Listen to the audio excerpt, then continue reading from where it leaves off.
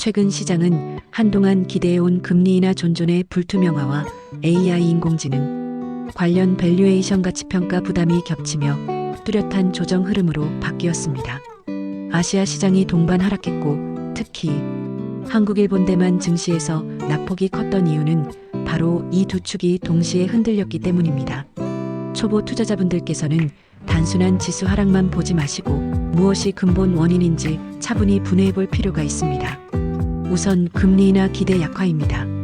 당초 시장은 12월 금리 인하 가능성을 반영해왔지만 최근 주요 연준 인사들의 발언은 고용 둔화는 있지만 아직 완전한 인하 신호로 보기 어렵다는 취지로 해석됐습니다. 가장 비둘기파와나 성향에 가까운 인사도 지켜보겠다는 수준의 발언을 했고 그 결과로 12월 인하 확률은 크게 낮아졌습니다.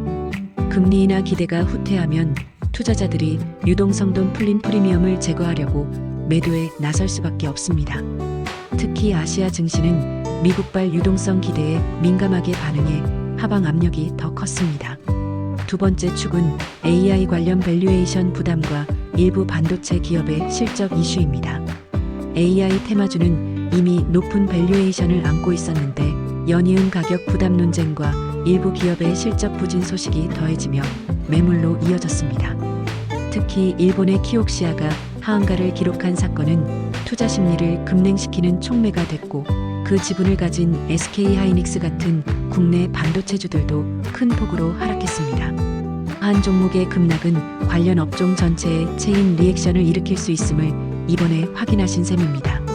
한편 한미 관세 협상 관련 팩트시트 공개는 일부 업종에만 제한적 영향을 미쳤습니다. 관세율이나 미국의 투자, 외환 안정성 같은 내용들은 이미 시장에 어느 정도 노출된 사안으로 평가되었고 그 결과 시장 전체를 흔들 만한 파괴력은 제한적이었습니다. 다만 방산조선 등 한미 협력 관련 업종에서는 선별적 반응이 있었습니다. 수급 측면은 명확했습니다. 외국인 매물이 대규모로 쏟아지며 하락을 주도했고 그 매도의 상당 부분 약 80%이 전기전자 업종에 집중됐습니다. 운송장비 기계 금융 등도 매도 대상이었고 반면 제약유통통신 등 일부 업종은 오히려 매수세를 보였습니다.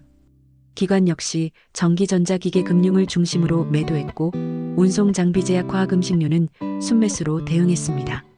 이런 데이터는 매도 주체와 매수 주체가 업종을 달리 보고 있다는 신호로 해석해야 합니다. 연준의 발언에는 전략적 정치적 의도도 일부 섞여 있습니다. 12월은 양적 긴축이 종료되는 시기라는 점에서 연준이 금리 인하 의지를 명확히 표명하면 기대 인플레 다시 상승하는 물가 기대를 자극할 위험이 있습니다. 반대로 신중한 발언은 시장을 안정시키려는 의도일 수도 있습니다.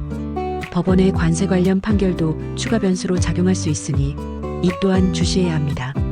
초보 투자자분들께 드리는 실전 조언은 다음과 같습니다. 단기 변동성은 불가피합니다.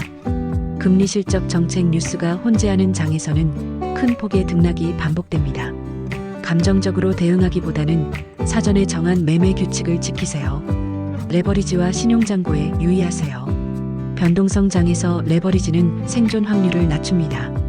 섹터별 차별화에 주목하세요. 전기전자 같은 업종이 매도될 때 제약유통 등 방어적 성격의 업종에서 기회가 생길 수 있습니다.